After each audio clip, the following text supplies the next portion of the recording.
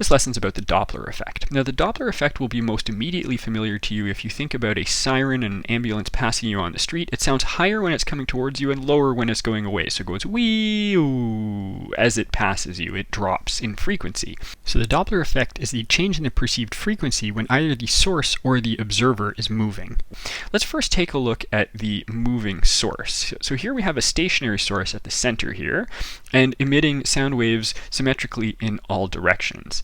Now if we let that source start to move, so here's the source here, and the source is moving to the right, then the source is chasing the waves in front of it and running away from the waves in behind it, and so the wavelength is getting shorter in front and longer behind. The wavelength changes in front and behind of a moving source. So if we have an observer over here, I'll call this observer 1, observer 1 is going to experience the crests of the waves more frequently than they would if the source was not moving. So the frequency is going up for observer 1.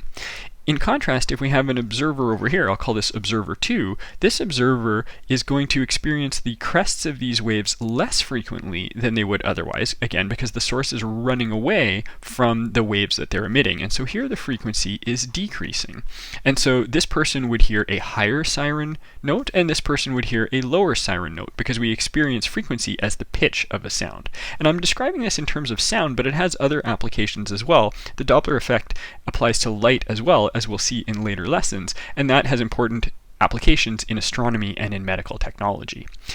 Now, without deriving it, here's the formula that relates these. F prime is the observed frequency, so the frequency that observer 1 or observer 2 would experience, while F is the source frequency, the frequency that the source is actually emitting. So let's say the source is emitting a frequency of 100 hertz.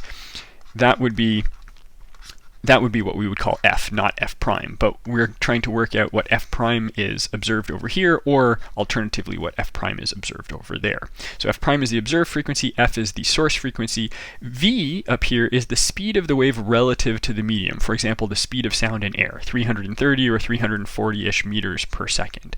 And this and this are the same, so that V appears in the numerator and the denominator, and U sub S is the speed of the source relative to the medium. So for example, if this is a siren moving at let's say 20 meters per second, right, that would be U sub S.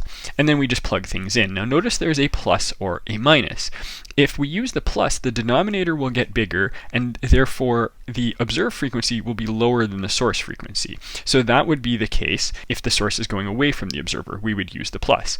And if we had the source moving towards a stationary observer, we'd want to use the minus, because that's going to lower the denominator and therefore make the whole right side bigger, so the frequency is perceived as higher. So you need to think about whether the frequency should be higher or lower, and use that to choose the correct sign, the plus or the minus.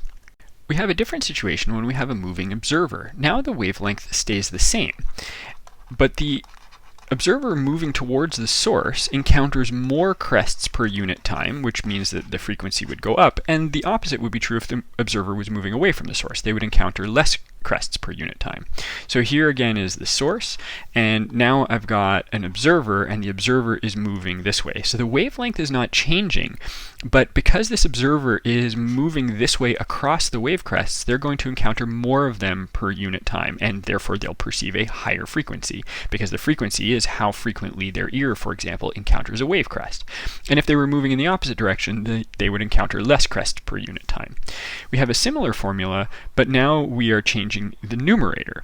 So F prime is again the observed frequency, F is the source frequency, and V is the speed of the wave relative to the medium, again as before, and that's once more in both the numerator and the denominator. But now we have this new term, U sub O, and U sub O is the speed of the observer relative to the medium. So that's over here. Let's say now this person is moving that way at 20 meters per second, then U sub O would be 20 meters per second. And once again, we choose the plus or the minus based on our knowledge of whether the frequency should be higher or lower. If the observer is moving towards the source, then we want to have a higher F prime than F, so we choose the positive. And if the observer is moving in the opposite direction, we want the frequency to be lowered, and again, because this is in the numerator, we choose the negative. That will lower the observed frequency relative to the source frequency.